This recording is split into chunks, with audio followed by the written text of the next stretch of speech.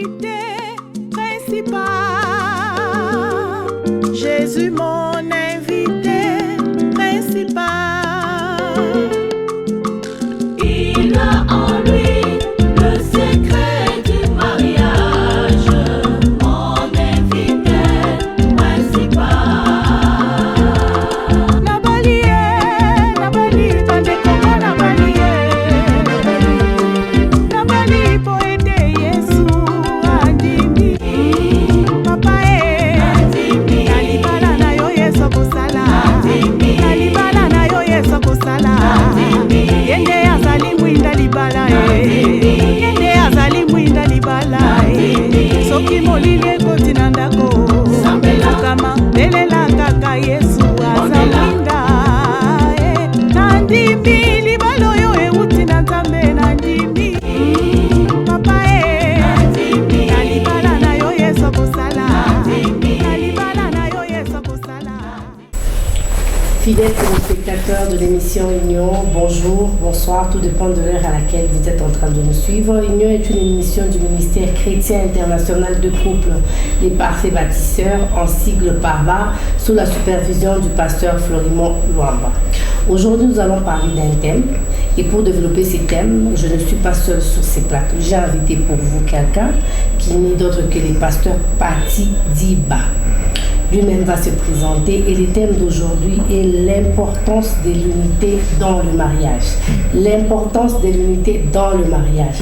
Et je veux demander à notre invité de se présenter. Bonjour pasteur. Bonjour maman. Bienvenue dans notre émission. Merci beaucoup. Et merci d'avoir répondu à cette invitation. Merci beaucoup. Qui est le pasteur Pati Diba? Le pasteur Pati Diba, c'est le pasteur de l'église Maison de la Grâce, Mont Sinaï Maison de la Grâce à Pretoria, Afrique du Sud. Je suis marié et père de 3 enfants. À maman? Maman Rita Diba. Maman Rita Diba, de partout vous êtes en train de nous suivre, nous vous saluons au nom de Jésus-Christ. Amen, amen. Le pasteur Pati Diba, c'est bien avec lui que nous allons développer. C'est lui qui va nous parler de ces thèmes très intéressants qui fait baver beaucoup de couples, l'importance de l'unité dans le mariage. Pasteur, qu'est-ce qui a motivé le choix de ces sujets? En tant que pasteur, je dirais que plus de 50% de problèmes que nous avons à atteindre ou à résoudre à l'église, ce sont les problèmes de couple. Okay. Et en parlant avec le couple, on se rend compte que le grand problème qu'ils ont, c'est un problème de l'unité qui amène les couples dans beaucoup de problèmes aujourd'hui. Quand tu regardes les statistiques, partout dans le monde, le taux de divorce ne fait qu'augmenter chaque jour. Et l'une des raisons derrière ces divorces, c'est le manque de l'unité. C'est pourquoi j'avais vraiment voulu que nous puissions discuter sur cela. En tout cas, le pasteur a constaté que le taux de divorce est en train d'augmenter. Alors, touché par le Saint-Esprit, il a voulu aider les couples en parlant de ce thème, l'importance de l'unité dans le mariage. Pasteur, maintenant, quelle est votre cible en parlant de ce thème? Mon cible est toute personne qui est mariée, que ce soit le jeune couple, que ce soit ceux qui ont déjà passé beaucoup d'années dans le mariage, puisque ces problèmes touchent tout le monde dans le mariage. Nous voyons des couples aujourd'hui au bout de 6 mois qui se séparent, nous en voyons qui après 50 ans, il parle de divorce. Donc, cela s'applique à tout le monde qui est marié. En tout cas, nous parlons à tous les mariés. À tous les mariés, c'est très important de parler de l'importance de l'unité dans le mariage. Pasteur, qu'entendez-vous par le mot unité, les concepts unité, pour que nos téléspectateurs puissent bien comprendre? Ces concepts de l'unité, nous le prenons dans le livre de Genèse chapitre 2 verset 24. Okay. La Bible dit, c'est pourquoi l'homme quittera son père et sa mère et s'attachera à son épouse et les deux deviendront une seule chair. Quand nous enseignons sur l'unité, nous parlons de l'unité dans les 3 dimensions de l'homme. L'unité au niveau de l'esprit, l'unité au niveau de l'âme et l'unité au niveau du corps. Et la pensée idéale du Seigneur, quand tu lis même la Bible dans le livre de Genèse, toujours pendant la création, Genèse 2, 18, il dit « Il n'est pas bon que l'homme soit seul ». Et ces versets, des fois, nous le prenons dans le contexte de l'homme au masculin. Mais on ne parlait pas de l'homme seulement au masculin, mais on parlait de l'être humain. Pourquoi je le dis? Parce qu'il dit, on lui fera une aide semblable. Donc, si l'aide est semblable à l'homme, ça veut dire l'aide, il n'est pas aussi bon qu'elle soit seule. Donc, l'homme a été conçu de manière à ce qu'il doit travailler toujours, avoir quelqu'un à ses côtés. Donc, c'est dans ces cadres-là. Ah, ok. Il n'est pas bon que l'homme soit seul. Je lui ferai une aide semblable. Si l'homme a besoin d'une aide semblable, donc la femme aussi a besoin d'une aide semblable. Correct, parce qu'elle est semblable à l'homme. En tout cas, merci beaucoup, pasteur. Vous êtes en train de suivre l'émission Union. Nous parlons d'un thème très important. L'importance de l'unité dans le mariage. Et le pasteur a défini, a expliqué le mot unité. Il a dit dans Genèse 2:4, il n'est pas bon que l'homme soit seul. Les deux deviendront une seule chair. Maintenant, pasteur, existe-t-il de mariages dans lesquels l'unité fait défaut? Beaucoup. Vous pouvez nous en parler un peu plus, parce que vous en avez l'expérience en tant que pasteur. Certes que vous avez eu à rencontrer des couples et cela vous pousse toujours à parler dessus. Je vais te donner des exemples un exemple dans la Bible et puis dans la vie pratique. Merci. Quand tu vas dans 2 Rois chapitre 4, on nous parle d'un couple où l'homme craignait Dieu, c'était l'un des fils de prophètes, mais cet homme avait des dettes. Et on ne sait pas ce qu'il faisait. De son vivant, tout était calme. Les jours où il meurt, on vient prendre les enfants pour les amener des esclaves, faire des esclaves. Cela veut dire, il y avait des choses que l'homme faisait que la femme ne savait pas. Et les jours où il est mort, du coup, la femme ne savait pas gérer ces gens-là comme lui le faisait. C'est un signe que dans ces couples, ils n'étaient pas totalement unis. Et vous trouvez beaucoup de couples aujourd'hui comme ça où ce que l'homme fait, la femme ne connaît pas. Ce que la femme fait, l'homme ne connaît pas.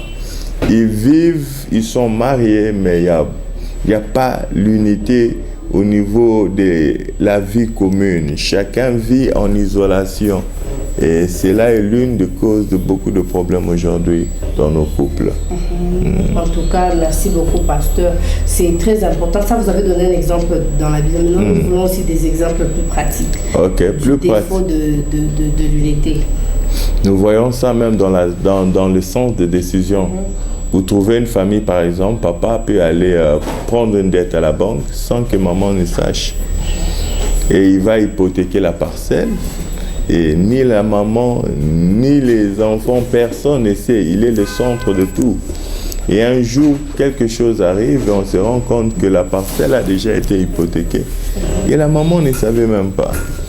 Manque d'unité dans les décisions, manque d'unité même dans la vie de prière, sur le plan spirituel. Des couples où l'un prie et l'autre ne prie pas. L'un croit qu'il faut payer la dîme, l'autre dit que non, la dîme là c'est enrichir le pasteur. Même dans l'éducation des enfants, vous trouvez, l'un a une approche, une façon de faire qu'il aimerait élever les enfants, mais l'autre voit les choses différemment. Donc, c'est vraiment quelque chose qui affecte beaucoup de couples. Oui. Donc, c'est vraiment très important, comme vous avez dit. Mais non, même dans la gestion de l'argent, dans le couple. Parce que nous voulons que vous puissiez vraiment entrer en détail parce que vous allez bénir un couple. Vous allez sortir un couple de ce problème. Vous allez aider un couple parce que c'est un problème très important. Maintenant, quand vous parlez de l'unité, l'unité dans la prière, l'unité dans les finances, l'unité là, c'est ce que nous voulons savoir dans des termes plus simples. L'unité, dans un terme plus simple, c'est marcher en commun accord. Dans tous les niveaux. Donc dialoguer quoi. Dialoguer, se mettre d'accord, décider ensemble. Je parle de l'unité. Quand j'enseigne sur l'unité, je le parle dans les 3 dimensions de l'homme. Je commence par la dimension spirituelle. L'homme est esprit, corps et âme. Sur le plan spirituel, un couple idéal, c'est un couple où les deux sont nés de nouveau et ils sont spirituellement en vie. Parce que quand quelqu'un n'est pas encore né de nouveau spirituellement, il est mort. Alors, quand un homme et une femme se mettent ensemble dans le mariage, l'un est spirituellement en vie, l'autre spirituellement mort, c'est déjà un problème. Parce qu'il y a des concepts spirituels que l'un peut comprendre, que l'autre ne comprendra pas. Ma prière à Dieu pour ceux qui nous suivent, qui sont en couple, que Dieu les aide à avoir cette unité d'abord au niveau de l'esprit. Et deuxièmement, je parle de l'unité au niveau de l'âme. Ok? L'âme, c'est quoi? C'est les comportements. L'âme, c'est le caractère. Ok? C'est là où on parle de ce que vous appelez compatibilité. Quand on dit que les deux couples, ils ne sont pas compatibles, ça veut dire au niveau de l'âme, au niveau des caractères, les deux caractères n'arrivent pas à se jumeler. Parce que Dieu dit les deux deviendront une seule chair. Mais quand il parlait de cela, l'idée était vous devez arriver à un niveau où vous devez cloner. Vous devez devenir ensemble. Je te donne un exemple. Un couple qui est uni au niveau de l'âme, je peux arriver chez toi à la maison. Tu fais juste un regard à ton mari sans parler, il comprend de quoi tu veux parler. Je peux voir que ces couples sont vraiment unis, ok? Et même l'unité au niveau du corps, c'est très important. Donc, c'est un peu par rapport à ça. En tout cas, merci beaucoup, pasteur. Mais pasteur, j'aimerais un peu que vous puissiez entrer encore un peu plus en détail. Oui, vas-y. Quelles sont les causes du manque d'unité dans les couples? La cause principale, selon moi, et par mon expérience, c'est le manque de communication. Et ce que je veux te donner, je te donne dans la Bible. Genèse chapitre 11. Un jour, il y avait des hommes qui se sont levés pour bâtir une tour. La Bible dit, Dieu vu que ces gens étaient tellement unis et qu'ils parlaient le même langage, il dit, tout ce qu'ils ont à cœur à faire va réussir. Qu'est-ce que nous devons faire? Dieu se décide de descendre et de faire que chacun parle un langage différent. C'est alors que ce projet s'est arrêté. Donc, la chose la plus importante qui peut amener l'unité dans un couple, c'est la communication. Quand cet élément est brouillé, quand cet élément est brisé, ça devient un sérieux problème. Alors, pasteur, qu'est-ce qui peut empêcher qu'un couple ne communique? Il y a plusieurs façades. Dans la communication, nous avons ce qu'on appelle le node. Okay? Je ne sais pas en français comment tu appelles le node, mais il y a deux nodes. Okay? Il y a le node qui émet et le node qui reçoit. Les spectateurs doivent comprendre que notre invité est plus dans la sphère anglophone. Okay. Vous pouvez toujours faire ce mélange même avec... Oui, je vais essayer. Donc, il y a un qui émet et l'autre qui reçoit. Ok? Pour que le receveur vienne à recevoir le message, ils mettent ensemble des protocoles. Ok? Pour dire que quand je fais 1, toi tu réponds 1 et le message passe. Je te donne l'exemple du Bluetooth. Tu as ton téléphone, j'ai mon mien. La première des choses, on fait quoi? On va perdre, non? Le Bluetooth. Tu me donnes le code. Quand je tape ton code, du coup, on s'est communiqué. Qu'est-ce que cela veut dire? Il doit y avoir des préalables au départ sur lesquels la communication doit être basée. Ces préalables sont le respect mutuel. Parce que tu ne peux pas bien communiquer quand tu n'as pas le respect de l'autre, quand tu te sens au-dessus de l'autre. Okay? Il y a la confiance de l'autre. Quand tu ne fais pas confiance à quelqu'un, c'est difficile de communiquer avec lui. Et dans le cadre du mariage, l'amour doit être le soubassement derrière la communication. Quand tu aimes quelqu'un, tu veux l'écouter aussi, tu veux considérer son point de vue. Quand ces soubassements-là sont, ça fait que la communication flotte. Je vais te donner un autre exemple. Tu parles Swahili, je parle Lingala. Admettons que tu n'as aucune compréhension de Lingala. Ce que tu dis, quelqu'un d'autre va écouter qui parle Swahili parce qu'il a le même soubassement dans la tête. Mais il n'est pas dit que moi, quand ce que tu dis là, je ne pourrai jamais écouter cela. Mais si j'y arrive à recevoir le soubassement du Swahili, je vais t'écouter. Yeah. Okay. En tout cas, c'est très important, pasteur, on est en train de parler de la communication. Mais pasteur, dans un couple, qui doit veiller sur l'unité? C'est quelque chose de mutuel. Le couple, c'est ce qu'on appelle, en anglais, on appelle ça relationship. En français, je ne sais pas, relation. Une relation, un partenariat est basé avec deux partenaires. Okay? Quand il n'y a qu'un seul qui doit diriger les choses, on ne sait plus parler de partenariat. Parce que dans partenariat, il y a le mot part. ok, chacun apporte sa contribution. Donc c'est un travail de deux partenaires qui sont dans le mariage. C'est pas le travail d'un seul. Mais certains disent que non, quand on conseille les femmes, généralement, les femmes qui sont préparées pour le mariage, on conseille un peu plus la femme en disant c'est la femme qui doit veiller, c'est la femme, mais dans le langage courant, on dit toujours que c'est la femme qui doit veiller sur l'unité. En tant que pasteur, qu'en dites-vous par rapport à ça? Vous avez dit c'est mutuel, mais pourquoi est-ce que même l'Église aujourd'hui n'enseigne que la femme en disant c'est la femme qui doit veiller sur l'unité, c'est la femme qui doit veiller sur son mariage, c'est la femme qui doit veiller sur tout ça, mais à l'homme on lui parle? C'est un aspect culturel, parce que sous d'autres cieux, tu entendrais un autre langage. Il y a une chose avec l'évangile. L'évangile se fait influencer, que tu le veuilles ou pas, par l'aspect culturel du milieu. Nous sommes dans une culture, dans un milieu, dans la culture africaine, c'est comme ça qu'on voit les choses, ok? Mais la même question, si tu vas sous d'autres cieux, tu auras une autre réponse par rapport à leur culture, à leur façon de faire des choses. Mais moi, quand je parle, je me dis, basé sur la parole du Seigneur, je crois que les deux doivent jouer ces rôles-là. Parce qu'un partenariat où l'autre partenaire ne joue pas son rôle, ça devient compliqué. Il est vrai que l'homme a son rôle et la femme a son rôle. Cela ne veut pas dire qu'ils doivent jouer le même rôle. Si tel était le cas, le mariage n'allait pas exister.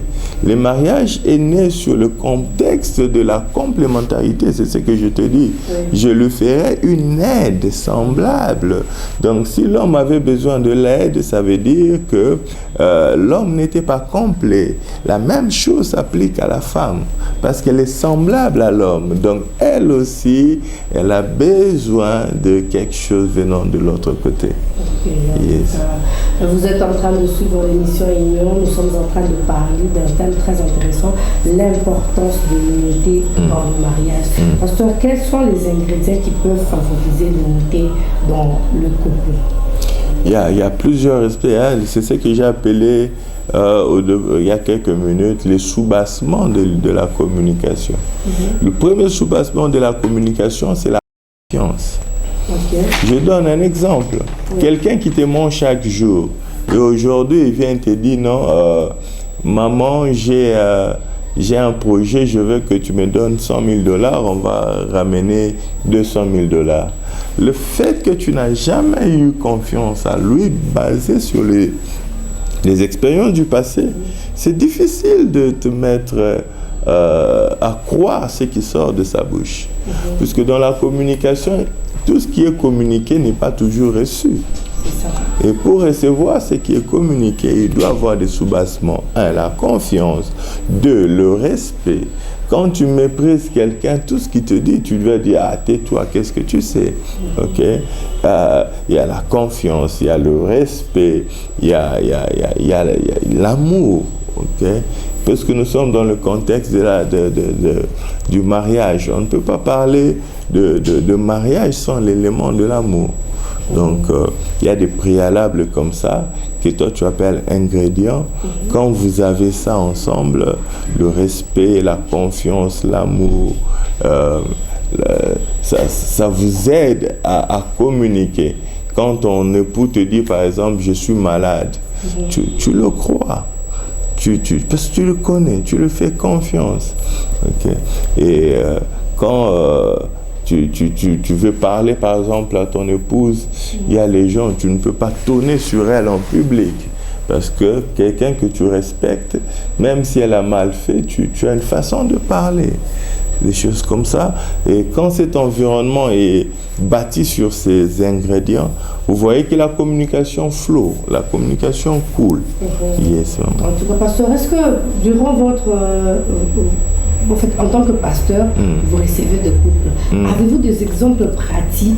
Un couple venu vous voir sur un problème d'unité, vous avez vu vraiment, il y a par exemple un problème d'incompatibilité, il y a tous chrétiens, incompréhension. Comment avez-vous géré ou comment avez-vous prodigué des conseils pour que Sûrement, il y a quelqu'un qui est en train de nous suivre, qui est en train de traverser cette situation, qui aimerait savoir le conseil que vous avez eu à donner à notre couple pour qu'il applique aussi dans son couple. Oui.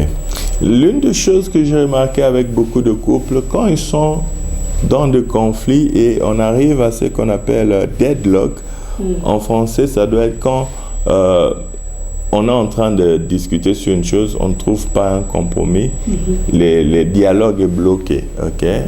Alors, l'une des choses que j'ai remarqué souvent, c'est que les gens n'ont pas le sens de faire le compromis. Là où il n'y a pas le sens de compromis, c'est un signe qu'il n'y a pas d'humilité. Il est difficile de trouver quelqu'un qui va te dire que moi je ne suis pas humble. Mais le comportement peut t'aider à comprendre que ici, si on est bloqué, c'est parce que les gens ne sont pas humbles. Les gens se discutent souvent sur l'argent. Les gens se discutent souvent sur le fait qu'ils ne se sentent pas considérés dans le mariage. Donc moi, je suis là juste pour exécuter. Mon opinion ne compte pas dans cette maison. On ne me considère pas, on ne me respecte pas. Mon mari me voit comme la belle famille, la gestion de la belle famille. Il donne tout à sa famille et à la fin, on n'a rien. Et des fois, quand vous recevez des gens comme ça, tu vas voir, celui-ci donne sa version, celle-là donne sa version. Et chacun veut rester sur son point de vue. Personne ne veut faire un compromis pour considérer aussi l'autre. Mais ce n'est pas ce que la parole du Seigneur nous dit. La parole du Seigneur nous dit, ne faites rien par esprit de parti. Et l'esprit de parti règne dans nos familles, dans nos couples, où l'homme veut seulement avoir raison. La femme veut aussi avoir raison. C'est ça l'esprit de parti. Ok, en tout cas, fidèles téléspectateurs, vous êtes en train de nous suivre. Le pasteur a vraiment bien répondu. Nous devons être humbles. Et les femmes et les hommes. L'humilité doit caractériser les deux parties du couple pour vivre dans l'unité. Parce que vous pouvez vous dire que vous êtes humble, le pasteur a encore martelé sur ça. C'est les comportements qui prouvent que la personne est humble ou pas. Alors, si vous avez des questions ou vous voulez entrer en contact avec les pasteurs, vous nous envoyez votre message au numéro affiché au bas de l'écran. Pasteur, il y a encore une autre question. Quels sont les avantages de l'unité dans un couple? La Bible dit ceci, dans le livre de Marc, chapitre 3, verset 25. Une maison qui est divisée ne pourra jamais subsister. L'une des avantages de l'unité, elle vous gardera longtemps. Il fera que votre couple vienne à subsister contre le vent et les tempêtes de la vie. Je vous ai donné l'exemple de la tour de Babel. Ces gens parlaient le même langage. Et Dieu dit, parce qu'ils parlent le même langage, tout ce qu'ils voudront faire réussira. Et ça, c'est Dieu. Même Dieu n'était pas à mesure de les empêcher. Quand un couple est uni, ils peuvent faire tout ce qu'ils ont à cœur de faire. Car rien ne peut empêcher à des hommes unis de réaliser leur vision. En tout cas, très important. Fidèles téléspectateurs, vous qui êtes en train de nous suivre, maman, papa, jeune couple ou ancien couple, l'unité est très importante. Parce que quand vous êtes unis, même Dieu ne peut pas vous diviser. En tout cas, c'est Genèse chapitre 11. Genèse chapitre 11. L'histoire de la tour de Babel. Dans Genèse chapitre 11, on est en train de parler de l'unité et les pasteurs, on a martelé. Et pasteurs, quels sont les inconvénients du manque d'unité dans le couple? Quand il n'y a pas l'unité, vous n'allez pas progresser. C'est pourquoi vous voyez des couples qui travaillent en isolation, ils n'évoluent pas. Ils gagnent beaucoup d'argent, mais ils tournent en rond. Vous ne pouvez pas évoluer quand vous êtes divisés. La Bible le dit dans Marc. Une maison qui est divisée ne pourra jamais subsister. Et dans Genèse chapitre 11, parce que le Seigneur avait vu qu'ils étaient unis, qu'est-ce qu'il a fait? Il a donné à chacun notre langage. Quand vous commencez à parler différents langages, vous n'allez pas vous comprendre et le projet s'est arrêté. Donc, premièrement, s'il n'y a pas d'unité, il n'y a pas d'évolution. Vous n'irez pas loin. vos projets ne pourront pas être réalisés parce que la Bible dit une maison qui est divisée ne peut pas subsister. Même la longévité est réduite. Très important. Oui, j'ai vu des couples, après le divorce, l'homme n'a pas pu tenir, une année partie, une femme mourir soudainement, les enfants éparpillés. Donc, le manque d'unité dans un couple vous bloque à tous les niveaux. Spirituellement, vous devenez faible, émotionnellement, vous êtes affecté, même physiquement dans votre corps. Est-ce que le manque d'unité dans un couple a-t-il des impacts négatifs sur l'éducation des enfants? Correct, à 100%, parce que quand les parents sont divisés, vous voyez cela même dans le comportement. Il n'y a rien qui blesse les enfants que quand ils voient leurs parents ne savent pas marcher la main dans la main. Et quand ils sont enfants, ils ne savent pas changer cela. Mais tu sens qu'au-dedans d'eux, ils sont en train d'attendre le jour où ils vont partir de cette maison. Parce que cette atmosphère de division, de manque d'unité, rend l'atmosphère de la maison compliquée. Et du coup, l'éducation des enfants est affectée parce que chacun voudra les élever à sa manière. Et de deux, les enfants vont grandir dans un environnement parce que là où il y a le manque d'unité, facilement les querelles seront là. On le voit par les gens qui ne se parlent pas, les gens qui se boudent. Et les enfants qui grandissent dans un environnement qui est toxique comme ça deviennent des enfants blessés, des enfants qui perdent la joie. Donc ce n'est pas une bonne chose pour les enfants. En tout cas, fidèles téléspectateurs, vous qui êtes en train de nous suivre, en tant que parents, si vous êtes parents, vous avez aussi des devoirs de veiller sur l'avenir de vos enfants en gardant l'unité dans votre couple. Parce que le pasteur a dit, le manque d'unité dans le couple, ça affecte les enfants. Vous faites perdre la joie à vos enfants, vous blessez. Les enfants grandissent avec des remords. Les enfants grandissent avec des souffrances auxquelles, quand ils seront aussi mariés, ils ne reproduisent que ce qu'ils ont vécu dans leur famille. Alors, vous avez tout intérêt à marcher selon ce que la Bible nous demande, c'est d'être unis. Pasteur, quels sont les inconvénients du manque d'unité, par exemple, dans le mariage, mais sur l'aspect du ministère? Vous êtes un couple marié, mais il n'y a pas d'unité dans votre couple. Est-ce que cela peut-il aussi affecter votre ministère? Beaucoup. Comment ça, pasteur? Par exemple, il y a des décisions en tant que ministre de Dieu que tu dois prendre. Et c'est toujours bon quand vous le prenez ensemble en tant que couple. Je peux donner un exemple, juste un exemple. Le Seigneur peut par exemple te mettre à cœur de faire quelque chose pour l'Église financièrement. Mais quand vous êtes mariés, vous êtes en couple. Dieu vous met à cœur de faire un don financier à l'Église. Mais tu ne sais pas le faire si ton épouse n'est pas d'accord avec toi ou bien ton époux n'est pas d'accord avec toi. Ce sont des choses que vous devez prendre ensemble. Mais quand, par exemple, sur le plan spirituel, vous n'êtes pas en unité parce que la compréhension du spirituel n'est pas le même.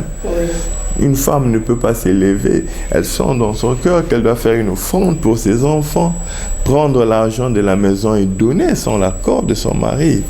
Et alors, dans le ministère, cela peut affecter au niveau de certaines décisions aussi. Quand vous êtes dans le ministère, si par exemple votre époux ou votre épouse ne sait pas vous donner le support que vous avez besoin dans le travail, cela peut affecter le ministère. Nous avons vu des églises où le pasteur vient à l'église, mais on voit maman pasteur au coin en train de boire de l'alcool. Okay? Le fait juste qu'on leur voit là-bas dans les bars, même les gens qui sont en train d'aller à l'église là, ils disent non, on va là-bas, mais elle-même sa femme est ici. Donc ça affecte beaucoup alors. Alors quel est le conseil que vous pouvez donner aux femmes, maman pasteur, aux servantes de Dieu, aux pasteurs par rapport à l'unité? Parce que nous constatons que la plupart aussi des femmes de serviteurs, elles ont aussi de souffrances. Il n'y a pas d'unité parce que pasteur ou serviteur de Dieu a ses propres convictions. Par exemple, il a été, le Saint-Esprit l'a touché de faire ceci et sa femme ne comprend pas. Et par rapport à ça, l'homme prend position et la femme reste toujours blessée, frustrée, tout ça. Mais cela ne lui pousse pas à mieux veiller sur l'unité des couples. Mais donc, vous, en tant que pasteur, quel est le conseil là que vous pouvez donner aux couples de serviteurs qui vivent ces manques d'unité par rapport au ministère? Le conseil que je peux donner aux couples de serviteurs de Dieu, l'unité, c'est la base. Un homme a dit, si tu passes par les divorces pour les hommes de Dieu, si tu es fort, tu auras un grand retard dans le ministère, si tu es fort. Si tu n'es pas fort, tu resteras là. Ça peut être le cimetière de ton ministère.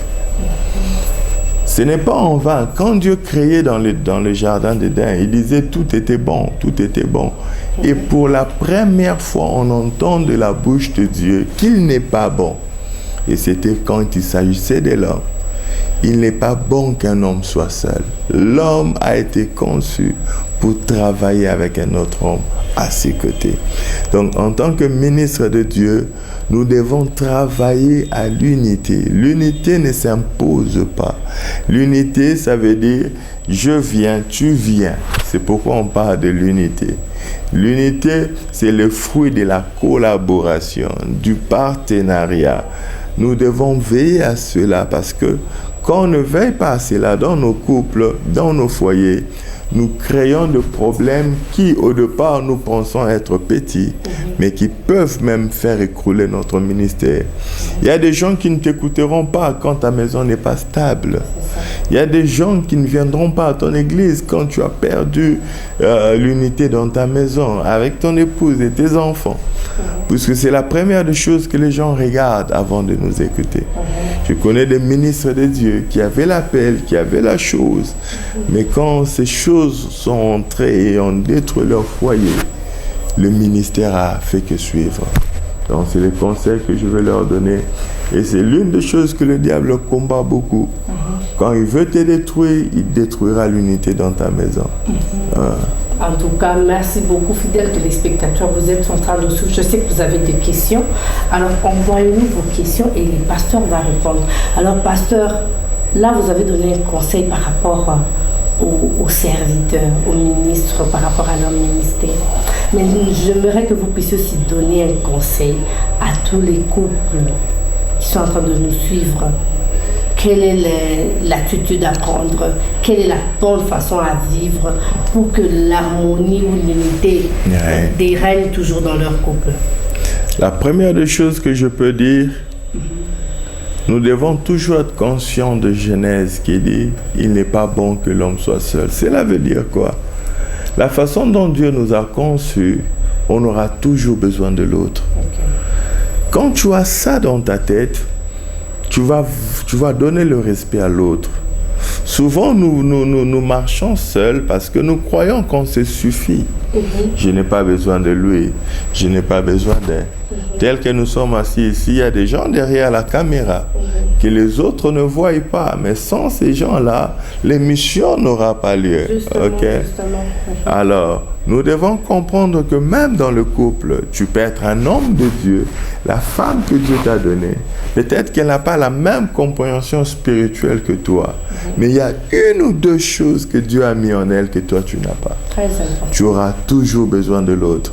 Quand tu comprends cela, ça va t'amener à respecter. Ça va t'amener à considérer les autres. Et quand ces choses sont mises en place, et la quatrième des choses que je peux même dire, apprendre à se mettre dans la position de l'autre. Des fois, on ne sait pas écouter ou considérer les autres parce qu'on ne veut pas sentir ce qu'eux ils sentent. Et quand tu apprends à te mettre dans la position de l'autre, si moi j'ai aussi envie qu'on me respecte, j'ai envie qu'on me fasse, l'autre en a aussi envie. Et ce sont des petites choses comme ça qui nous aident à chaque fois que nous voulons nous égarer à revenir en nous-mêmes. En tout cas, on a besoin toujours de l'un, de l'autre. Donc Dieu, en nous créant, il a mis les potentialités dans chaque personne. C'est que l'homme peut avoir, la femme peut aussi les manquer. Raison pour laquelle c'est la complémentarité. Correct. Fidèles téléspectateurs, vous êtes en train de nous suivre. Vous voulez que votre couple se relève. Vous voulez vivre longtemps. Vous voulez aussi donner de la joie à vos enfants. Vivons dans l'unité. Et pour vivre dans l'unité, nous avons besoin de la capacité du Très-Haut. Nous avons besoin que le Saint-Esprit puisse nous aider à se mettre dans la peau de l'autre quand on veut poser un acte, à se mettre à la place de l'autre quand on veut prendre une décision. Et cela va aider même notre pays à aller de l'avant. Le pasteur l'a dit. Le pasteur, en conclusion, quel est votre... pas dernier mot, parce qu'on aura toujours à vous inviter encore, mais par rapport au thème d'aujourd'hui, qu'est-ce que vous pouvez dire en conclusion? J'aimerais dire ceci à tous nos téléspectateurs qui nous suivent, qui sont mariés et ceux qui aspirent au mariage. L'unité, c'est l'une des clés, si pas l'un des piliers sur lesquels le mariage se base. Quand tu vois l'unité commence à manquer dans un couple, c'est un signe qui annonce que la fin n'est plus loin. Dans toute organisation, dans tout partenariat, la Bible dit, 2 personnes ne peuvent pas marcher ensemble s'ils ne se sont pas mis d'accord. C'est ce principe-là qui veut dire 2 ne savent pas marcher ensemble s'ils ne sont pas d'accord. Vous devez veiller à ça chaque année, chaque mois, chaque jour, parce que les d'accords là du début, on peut le perdre en chemin. Des jours seulement on le perd. Les principes qui disent 2 ne peuvent pas marcher ensemble si d'accord n'est pas là. Donc, si d'accord devait être un homme, donc je donne un exemple. Partenaire 1, partenaire 2, d'accord, c'est le partenaire 3 qui est l'unité. Ce qui fait qu'ils marchent ensemble, c'est lui, d'accord. Le jour où d'accord reste derrière, automatiquement, cette chose est appelée à se briser. Alors, si quelqu'un tient à avoir des jours heureux, avoir des années de joie et de paix, veille à l'unité dans ton mariage. En tout cas, merci beaucoup, merci. Merci beaucoup, maman. En tout cas, c'est très important. On ne doit pas laisser d'accord derrière. D'accord, on ne doit pas laisser. On doit être toujours devant, et entre les 2 couples. Entre les 2. S'il y a les 2 couples, d'accord, les fait avancer. Encore, autrement dit, on peut dire d'accord, c'est le Saint-Esprit. Amen. D'accord, c'est Jésus-Christ. D'accord, c'est notre base qui est la parole de Dieu. Amen. Parce que si nous marchons sur ça, nous n'allons pas nous difficiler. Correct. Fidèles téléspectateurs, ce n'est pas tard. Si par le passé, vous avez eu à vivre de problèmes dans votre couple, si par le passé, votre partenaire ne vous écoutait pas, si par le passé, vous n'arriviez pas à maîtriser votre femme ou votre mari, la grâce est là. Le Saint-Esprit est là. En suivant les enseignements d'aujourd'hui, il est grand temps d'éveiller à l'unité de votre couple pour que même l'éducation de vos enfants, pour que même que vous puissiez vivre aussi longtemps, que votre mariage puisse aussi vivre longtemps. L'unité, veillez sur l'unité. Veiller sur l'unité, ce n'est pas seulement l'affaire de la femme, c'est l'affaire de 2 partenaires, de 2 parties. Veillons à l'unité de nos couples et le Seigneur va nous bénir. En tout cas, nous disons grand merci à notre invité. Merci beaucoup, maman. Je crois que ce n'est pas la fin, nous allons toujours prochainement l'inviter avec un autre thème pour édifier les peuples de Dieu et édifier un couple. Merci beaucoup. En tout cas, fidèles téléspectateurs, nous vous disons merci. Merci d'avoir suivi l'émission du jour.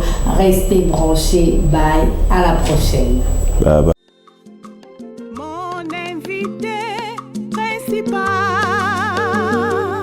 Jésus, mon invité principal.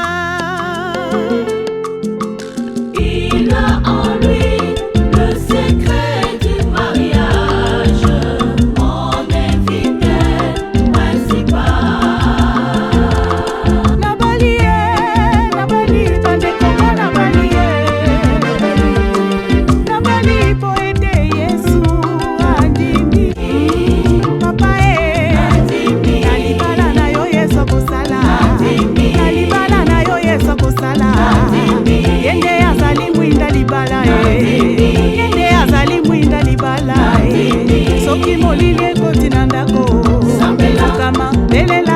yesu